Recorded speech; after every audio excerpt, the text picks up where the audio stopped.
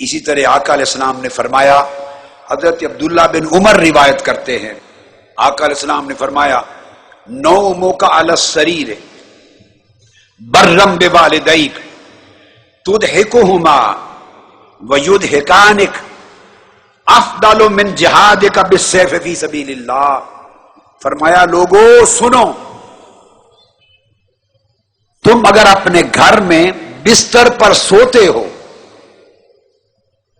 Just you are lying down on your bed, بستروں پر سوتے ہو، سو رہے ہو، اور سوتے ہوئے تمہارے ماں باپ ضعیف ہیں اور ان کے ساتھ نیکی کرتے ہو، انہیں خوش کرتے ہو، ان کی خدمت کرتے ہو، اور اچھے لطیفے سنا کے یا جن باتوں سے ان کا دل خوش ہوتا ہے وہ باتیں سنا کے تضحکہما ان کو ہنساتے ہو، بستر پر سوئے ہوئے ہو اور اچھی باتیں سنا کے ماں باپ کو ہنسا رہے ہو اور وہ تمہیں خوش کر کے ہنسا رہے ہیں۔ فرمایا بستر پر سونا اور ماں باپ سے باتیں کر کے انہیں ہنسانا، یہ تلوار لے کر اللہ کی راہ میں جہاد کرنے سے زیادہ افضل ہے۔ بستر پہ سونا، ماں باپ سے باتیں کرنا۔ جب ماں باپ بوڑھے ہو جاتے ہیں انہیں اولاد سے شکایت ہی ایک ہوتی ہے زیادہ تر، وہ کہتے ہیں ہمارے پاس بیٹھتے ہی نہیں، 24 گھنٹے یہ مصروف رہتی ہے، جب بات کرو کہتے ہیں جی میں یونیورسٹی جا رہا ہوں، میں کالج جا رہا ہوں، میں ذرا دوستوں سے میری میٹنگ ہے، میں اپنے کالج جا رہی ہوں، ذرا فرینڈز کے ساتھ میٹنگ ہے، میری فلاں جگہ ایک جگہ برتھ ڈے پہ جا رہی ہوں، میری فلاں کمٹمنٹ ہے، میں ذرا اپنا کام کر رہی ہوں، کام کر رہا ہوں۔ بوڑھے ماں باپ کو شکوائی اولاد سے یہ ہوتا ہے کہ بیٹھ کے ہماری باتیں نہیں سنتے، اور اولاد کیوں نہیں سنتی؟ وہ اس لیے نہیں سنتی کہ وہ پڑھ لکھ گئی، جوان ہو گئی، وہ بوڑھے ہیں، اب ان کی باتیں تو ان کی عمر کے حساب سے ہوں گی۔ آپ میری بات کو سمجھے ہیں نا؟ ان کی باتیں تو ان کے حساب سے ہوں گی، جیسی ان کی عمر ہے، جو ان کا زمانہ تھا، جیسے ان کی طبیعت ہے، جیسے ان کی تعلیم ہے۔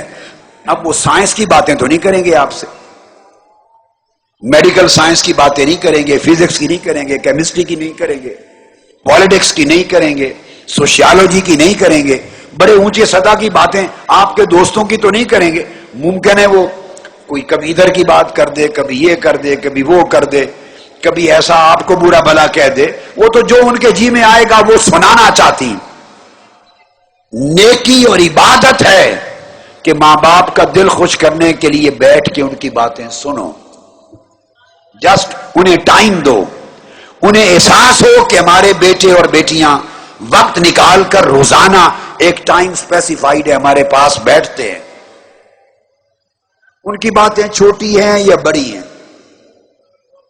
بوڑھی ہو گئی ہے ماں، دیہات کی ہے، ممکن ہے کوئی پرانے دیہاتوں کا رونا رو رہی ہوگی، وہ فلاں کو بیاہ کے لائی تھی اور وہ ایسی نہیں نکلی، اور فلاں جگہ شادی کی، فلاں نے ایسا کیا۔ آپ میری بات کو سمجھ رہے ہیں نا؟ وہ کئی گورکھ دھندے سنائے گی ماں، باپ ہے پرانے وقتوں کی اپنی باتیں کرے گا، اپنے دل کے کوئی دکھڑے سنائے گا، ماں دکھڑے سنائے گی۔ وہ چاہتے ہیں بڑھاپے میں کوئی سنے، اور اولاد سے بڑھ کر سننے والا کون ہے؟ کس کا حق ہے؟